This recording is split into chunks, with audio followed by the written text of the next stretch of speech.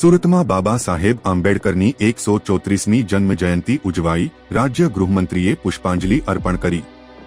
આજે 14 એપ્રિલે સમગ્ર દેશમાં બંધારણના ઘડવૈયાડો બાબા સાહેબ આંબેડકરની 134મી જન્મજયંતિ ઉત્સાહથી ઉજવાઈ રહી છે।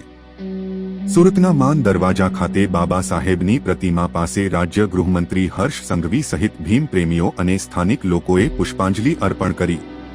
આ પ્રસંગે સૌએ બાબા સાહેબના સમાજ સુધારણા અને સમાનતાના સંદેશને યાદ કર્યો। જબ તક સૂરજ ચાંદ રહેગા, બાબા તુમ્હારા નામ રહેગાના નારા સાથે શહેરમાં ઉત્સાહનો માહોલ જોવા મળ્યો। હર્ષ સંઘવીએ દેશવાસીઓને જયંતીની શુભેચ્છા પાઠવી, સમાજમાં શાંતિ, સુરક્ષા અને સલામતીની પ્રાર્થના કરી।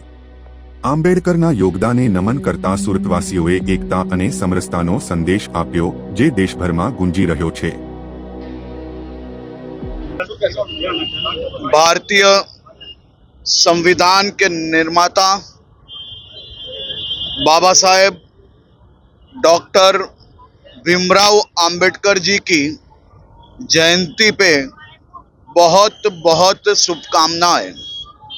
बाबा साहेब आंबेडकर एक ज नारो देशनी चारे दिशाओं लागतो होय छे कि जब तक सूरज चांद रहेगा, बाबा तेरा नाम रहेगा।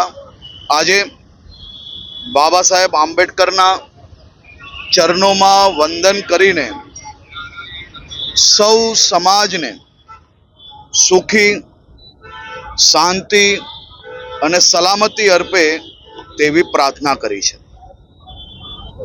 સુરેશભાઈ, શું કહેશો? આજે ઠેર ઠેર દેશમાં અને વિદેશમાં બાબા સાહેબ આંબેડકર જન્મ જયંતિ ઉજવાઈ રહી છે, શું કહેશો આજના દિવસે? વિશ્વરત્ન ભારત રત્ન બોધિસત્વ ડૉક્ટર બાબા સાહેબ આંબેડકરજીની આ 134મી જન્મજયંતિ આપણા દેશમાં જ નહીં, સમગ્ર વિશ્વ ધૂમધામથી ઉજવી રહ્યા છે। એટલા માટે કે ડૉક્ટર સાહેબ આંબેડકરે જે બંધારણ, જે સંવિધાન આ દેશને આપ્યું છે, આવું મૌલિક સંવિધાન આખા વિશ્વમાં કશે નથી। અને માટે સંવિધાનથી દેશ ચાલે છે। પણ જેમ અમારા પ્રમુખશ્રીએ કીધું, આજે સંવિધાનને બદલવાની વાત કરે છે। સંતો કહે છે કે ધર્મ પર આધારિત સંવિધાન હોવા જોઈએ, કેટલાક કહે છે કે સંવિધાનને બદલી નાખો, કેટલાક સંવિધાનને બાળી રહ્યા છે। જ્યારે એક સમયે આ બંધારણને માથે લઈ ચાલનાર દેશના વડાપ્રધાન ભાઈ શ્રી નરેન્દ્ર મોદીજી જ્યાં રહે છે દિલ્હીમાં, ત્યાં જંતર મંતર પર સંવિધાનને બાળી નાખવામાં આવે। ત્યારે આજે આપણે સૌની જવાબદારી છે કે બાબા સાહેબ આંબેડકરે આવું બંધારણ બનાવ્યું છે કે જેતા થકી સમગ્ર ગરીબથી લઈને અમીર સુધીને ન્યાય અને મૌલિક અધિકાર મળ્યા છે। મહિલાઓને મનુસ્મૃતિમાં કોઈપણ પ્રકારના અધિકાર નહીં હતા, એને ખાલી ચૂલ ને મૂલ એટલે પરિવાર જો અને પરિવારના વિકાસ કરો, એ સિવાય કશો અધિકાર નહીં હતો। પણ બાબા સાહેબ સંવિધાનમાં આવી તરતૂબ બનાવી કે આજે એક આદિવાસી દેશની રાષ્ટ્રપતિ છે, એક વિધવા દેશની પ્રધાનમંત્રી હતી, આ એક મહિલા દેશની પાયલટ છે, મુખ્યમંત્રી છે, કલેક્ટર છે। આ બાબા સાહેબના સંવિધાનના લીધે છે। અને માટે અમારું સ્પષ્ટ કહેવું છે કે જ્યાં સુધી સૂરજના ચાંદ રહેશે, સંવિધાનને કોઈ પણ આજ આવી નહીં શકશે। માટે આજે લોકશાહી બચાવો, સંવિધાન બચાવો યાત્રા ડૉક્ટર આંબેડકરજીના જન્મજયંતિના પાવન પર્વ પર સાંજે 4 કલાકે સુરત રેલવે સ્ટેશન સરદાર વલ્લભભાઈ પટેલ સાહેબના પ્રતિમાને પુષ્પ અર્પણ કરીને આ સંવિધાન બચાવો, લોકશાહી બચાવો યાત્રા અને વિશ્વ શાંતિ સદભાવ યાત્રા નીકળશે।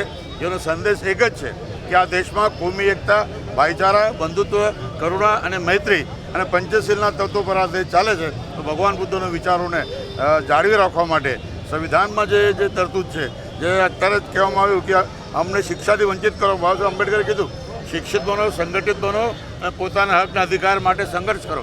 આજે અમે લોકો શિક્ષણથી વંચિત થયા છે।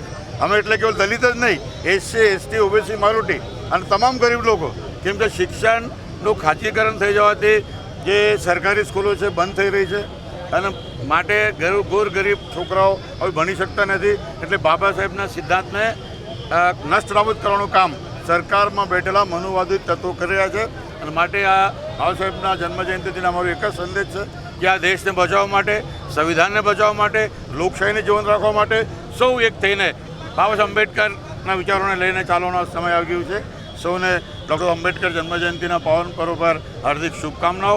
પ્રેસના મિત્રોને બહુ બહુ શુભકામનાઓ અને ફરીથી આ રેલીમાં આપ સૌ જોડાઓ આવી અપીલ કરું છું। જય ભીમ।